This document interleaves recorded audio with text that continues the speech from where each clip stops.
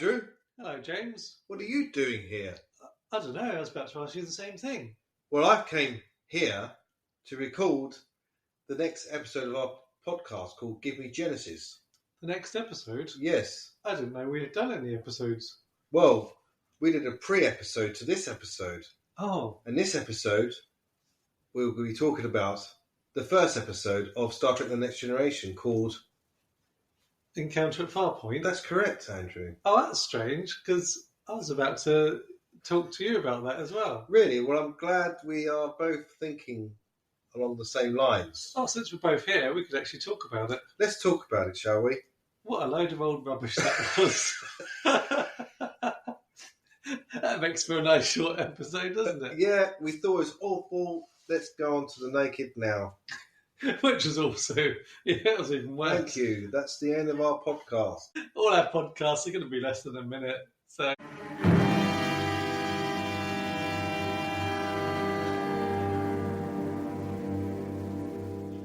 What, did you think it was terrible? I didn't think it was terrible. I thought it was a very good opener. Thank you. That was the missing element. It's a brand new show. Again, you have to keep in mind the year it came out. Which was? 1903. No, it's 1987. Oh, sorry, yeah. I thought I'd just see how much. Yeah. No. You knew. I don't know much. Look at him, you don't know nothing! I don't know nothing. Guess what I don't know? Nothing.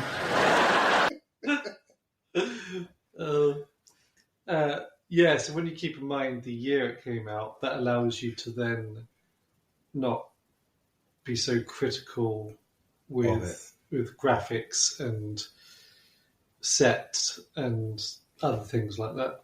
Yeah. So, like, for example, they've got 10 forward, haven't they? You don't know nothing! Later on, they've got 10 forward. But at the moment, they've just got like a little... like a lounge. A lounge set, beige looking. Yes. Yeah, that's right. We all love beige. That's my favourite colour. But yeah, I guess they didn't have as much of a budget in the first season, so they're not as well invested, I guess. Then later seasons they invest more so that... Yeah, I'm not sure if the budget's the same or more going forward, but I think it was like over £1 million per episode or something like that. So maybe they didn't want sorry. to invest too much in case it flopped. I don't know. Yeah. Well, interesting you say that because like this pilot episode is 90 minutes long. And obviously the future episodes are 44 minutes long. Yeah. They were going to do a 44-minute long episode to begin with. Right. But the studio pushed for a 90-minute pilot, which is the first time. Because the original series didn't do that. They did a standard 50 minutes, which is all the episodes are 50 minutes. But with the Next Generation, it's like a double episode stuck into one long feature. But I like this first episode. Yeah, I think it was good. Good. Don't stop, my friend. I think it's a good first episode. When looking at the entire series, it's quite a strong episode. When looking at the other episodes we'll go watch in the future. So originally, if they'd gone for just a 44-minute episode, it would have just been about the Farpoint station. Q would not have been in it. Right. So the Q character is the reason why it's a longer film. They wrote him into it to make the story longer. Okay, yeah. So, and that was Gene Roddenberry's addition, because originally it was DC Fontana's episode, but then Gene Roddenberry started taking control of the episode. So there was apparently a dispute between the two about who's going to get the writing credits. Well, adding Q was a good idea, just because Q is one of my favourite recurring characters. Yeah, in Next Generation. Yes, yeah. Yes, true. He's a good character. Brings a lot of energy and humour into this episode and all the episodes he's in, really. Yes. So at the beginning episode, we have the opening, which is seeing the planets and the ship and the famous, these are the voyages of the Starship Enterprise. So this is the only time we see that, and we don't have that. You don't have the regular intro. Exactly, you don't have the teaser scene at the beginning. Mm-hmm. Go straight into it, which is also quite different to the other pilot episodes for Deep Space Nine and Voyager. I'm not sure what Enterprise did, but they had like a scroll at the beginning of their episode before the main action happened, like some like words. Oh, like background information. Yeah, like before the Star Wars films. Yeah, like Star Wars films, but they didn't have it going into the distant. But Next Generation just went straight in, and you get the sense this is a new ship, new beginnings. It's the first mission because. Is it the first mission? Because it's like they're picking up Riker, for example. So, and they talk about it in further a lot more in other episodes of season 1. They say, "Oh, this is a new ship, it's a new design. It's only just been built." Right. Okay. Because I think there's like one episode where things are going wrong. There's like a virus or something. We see Picard for the first time looking out the observation lounge. He hasn't worked out how to switch the lights on yet because I think, new ship. He hasn't found the light switches. Exactly. He hasn't had the tour from the engineering team. Yeah, he hasn't worked out that there's a computer he can talk to as yet. Meanwhile, I am becoming better acquainted with my new command, this Galaxy-class USS Enterprise. And it was quite a nice image of the ship, front view, and very different to the Enterprise we would have known about, like watching the movies. And that's true. And the original series, there's a lot more windows. It's a lot bigger. Yeah. Over 1,000 people on board. Yeah. I don't know when we find that out. But yeah, you're right. There is about 1,000 people. I found that out from my Star Trek manual. Oh, okay. Yeah. Yes. I think it was like 1,042 or something. Is it? Well, hopefully no one died. Toilet on board as well. Is it? Yeah. That's not going to work, is it? Why does it get blocked? In the 24th century, James, food has been designed so well you don't have to there's no wastage. Yeah. But what's it made out of? Is it made out of wastage? Who knows? It's all just recycled material. Yeah, exactly. Everything's recycled. De-replicated and replicated. I think they say that in one of the Discovery episodes that it's actually made out of poop. Is it? Yeah. That's very resourceful of them. Yeah, exactly. I'm glad I'll be dead before then. I mean, I like the Enterprise D. I think it's going to be up there and one of my favourite ship designs. What's your thoughts on the ship design? Do you like it? Yeah. I mean, I was a child watching it, so... And you had the model. Really, so you must have liked it. I did, yeah. And then they brought out Defiant, and that was my... You preferred that one. And then they brought out Voyager, and then that was my favourite. You like the engines? Oh, yeah, the engines on Voyager. I thought that was so cool. Yeah. Even though, like, as an adult, now looking back, it's like, what was the point in that? But it did look very cool. Yeah, true. So we got that shot of the bridge as well. They give a nice look at the bridge. Very spacious. There's not a lot. There's a lot of space. Yeah, there is. And a lot of carpet. It's luxurious, isn't it? Yeah. It's a Star Trek in luxury. Yeah. With the lazy boys at the front. A huge viewing screen to watch your favourite films. All they need is a popcorn machine. Well, you need, and also if you're at the back, you probably need some binoculars. No, that's a big screen. It's like it's been at cinema. Yeah, it's true. It's good. I think it's more like a stage, isn't it? Really, that's how I see it. A place to perform something. Yes. Hamlet. Yes. I think that's how Patrick Stewart sees it as well. Like it's a stage to perform. Mm-hmm. Is it my favourite bridge? I like the levels of it. I like the fact that you got the top level, the boomerang, the horseshoe. They call it, I think. Okay. I don't know nothing. But it's a funny thing, isn't it? But yeah, I mean, it doesn't look as detailed as later sets if you watch later series like Deep Space Nine or Voyager, like Ops, just in DS9 it's a great set. Defiant bridge. Well, yeah, I mean the Defiance of warships, that was a tiny bridge, wasn't it? Yeah. It's built solely for fighting the Borg. Yeah. Voyager's bridge was quite small. Well, no, it's a bit bigger. No, it was quite big actually, wasn't it? Voyager's. Yeah. Yeah. It wasn't. I don't think it was. I think it's the lighting makes it look smaller. It's quite dark. Well, they had handrails as well, and different levels, so it kind of health and safety. Yeah, exactly. They didn't have seat belts, so they have to have something to hold on to. Yeah. But and the uniforms, they're very tight fitting. I mean, my favourite uniforms out of all Star Trek, I think, is the ones with the grey blue shoulders and the colour tunic, depending on your department. The ones from the movies, the Next Generation movies, and Deep Space Nine later on. Getting back to the episode. Sorry. Yes. Very big tangents there.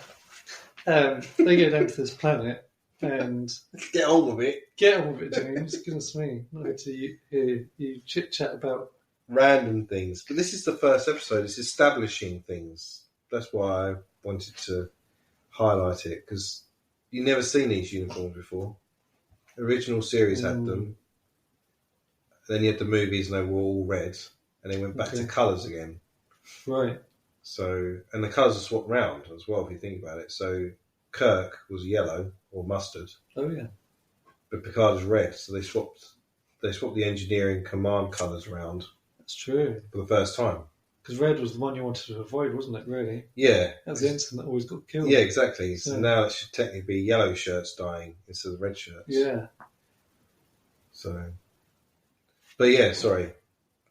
But I don't want to completely detract from the main episode, which is 90 minutes. We see the weird mesh stuff, and Q comes on board and then starts acting in different eras of Earth history, and Picard's going, what's going on here? The Q being, he's obviously very powerful. Yeah. So it's quite a big, a bold move to have in the very first episode, the encounter a being who's godlike. Yeah.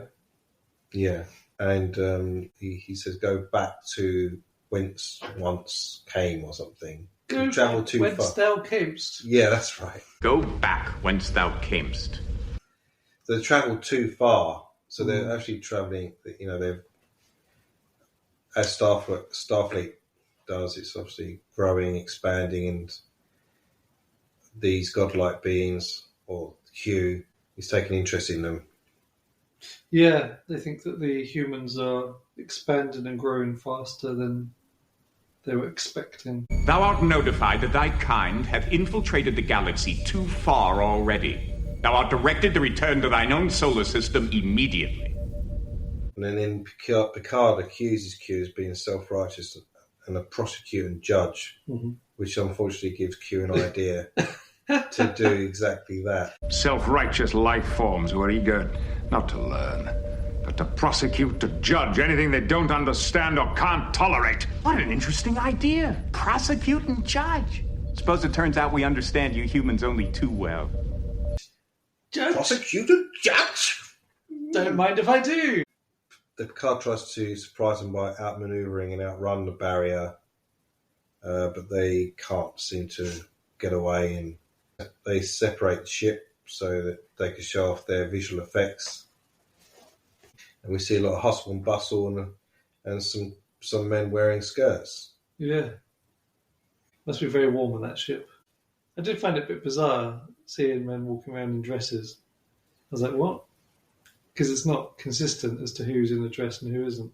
There's only like a small handful of people in them. Yeah. So it makes me think, well, maybe they didn't have the budget to have more costumes made. For skirts? No, for normal trousers. ones. Oh, you mean they run out of material, so they thought, let's just make some skirts? Yeah. I don't know what they're thinking. It's Just a bit weird, really. It is. Well, it's probably more, nowadays, probably, it's normal. Yeah. So, Picard goes to the battle bridge and Worf is in charge of the source section. And then the ship or whatever the entity is that was chasing them arrives. And then Picard decides to surrender. Commander, signal the following in all languages and on all frequencies. We surrender. That's what we all expected. I don't know. Yeah. It's a bit odd that he had surrendered, but I could never work out why he surrendered. I know Q's a godlike being, but why did he surrender so easily? Yeah, because he didn't fight. Didn't try anything. He just tried to run away, and then he saved the source section. The battle bridge arrived, and then they appear into the courtroom. Q is the judge, and he accuses them of being dangerous and an aggressive race. Yes. Which Picard denies. Yara security lady, and she loses it, and then she gets frozen. Oh yeah.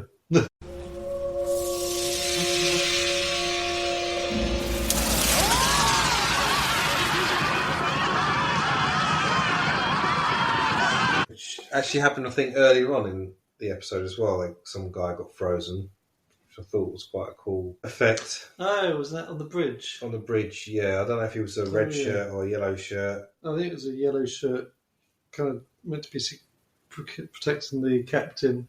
He just held up his phaser and then got frozen. That's right, yeah. And then back to the courtroom. Q says it's a merciful court and she's unfrozen. And then Picard's forced to say guilty to the accusation of being a dangerously aggressive race. Provisionally. Yeah. Because the guns were pointed at his head. Yes. So... then he bargains, doesn't he? He says... prove it. Yeah. Give us a chance to display it, yeah.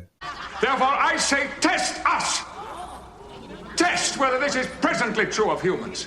I see. So we can see the... Test us! Test us!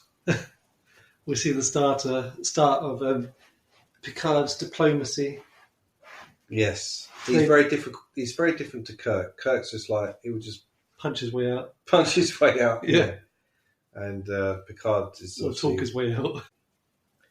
Which is... I think, I like both Kirk and Picard, and sometimes I can't make a decision who my favourite is, because I think Kirk's great, I think Picard is great.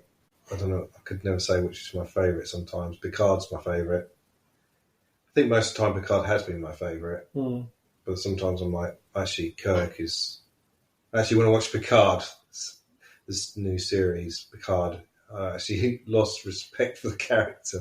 Because of what he's done to his character. But yeah. So they continue their mission to Farpoint, which is why it's called Encounter, at Farpoint. They had an encounter.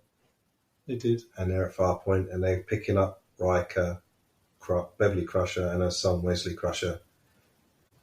So Riker's the first to beam up. We see the beaming effect for the first time, I think. Yeah, I mean, at the time, I guess it looks all right. At the time, it looked amazing. Yeah. But wow, great effects. Exactly.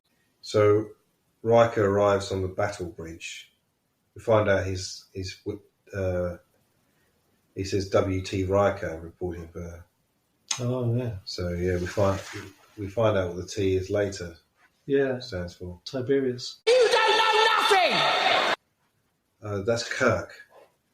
The clue in an episode in the future we'll watch. Shall I give you the answer? Tony. I'm William Tony Riker. No, I know what it is. Oh, you do? Yeah. We don't want to give out spoilers there. Okay, fine. We already have. All right, Thomas. Oh, you've ruined it. Oh, can't watch it anymore. Yeah, and I think it's quite funny that the ship happens to have cameras everywhere. It's great, isn't it? Because... Health and safety, security. Exactly. Riker just sat down and watched the episode basically up to now. Oh yeah. It's like, what's been going on? Watch this episode, which is basically an edited version of everything that's happened. 20-minute recap. Yeah, scene by scene. It's like, wow, those cameras are pretty close, aren't they? Everything's been recorded. Exactly. Suddenly, you're very apprehensive about getting changed in your quarters. Exactly. Yeah, that's true. And then Riker has the opportunity to, he's apparently qualified to reconnect the ship. Oh, yeah. And manually. Yeah. And then emphasis on manually. Exactly. All the crew are like, oh, what? Yeah. You're going to do it manually? No way. You're Manually? crazy. And that makes us tense. Will they crash? At the end, that's it. That's it. Thank you for watching. Yeah. First mission didn't work out very well. Couldn't reconnect the ship. So then we get an official welcome to the ship when they connect up. So Riker gets the official welcome to the Enterprise from Picard in the observation lounge. And mentions that he's not comfortable with children. One further thing. Special favor. Anything, sir? Using the same strength you showed with Captain DeSoto, I would appreciate it if you could keep me from making an ass of myself with children. Sir? I'm not a family man, Riker, and yet Starfleet has given me a ship with children aboard. Yes, sir. And I don't feel comfortable with children. Because they've given him a ship full of children. And they're sending that ship out to all the dangerous missions. Unknown regions of space. Yeah. Children, it'll be fine. Here, go You'll be play with these alright. knives and these guns. You just go into the neutral zone. Yeah. You'll be okay. You wouldn't do that, would you? Oh, look, there's a tank. Let's go say hi to this nice driver. These nice military people. I know. Can we hold your gun? It's quite interesting that they made that decision. I don't know if that decision to have kids on board works or not. I think it does. I guess it's maybe trying to make it a family Environment. show. Oh, okay, show. Yeah, so it appeals to families rather than whoever the original series was for. Plus, with children, you've then got extra options as to what you can do with that, with some episodes, like Rascals. Yeah, That's true. an episode. Yeah, and Wesley Crusher as well gives a reason why he's on board, because if he was like the only child, Yeah, it makes no sense for his character yeah. to be the only child on board. Like later on in the movies and stuff, they don't really make a big deal of there being children. I mean, they did in Generations, but when the new Enterprise was, I didn't really have the sense that there's children on board the Enterprise E. Yeah. It's like, sorry, if you've got a family, you're not going to be on this ship.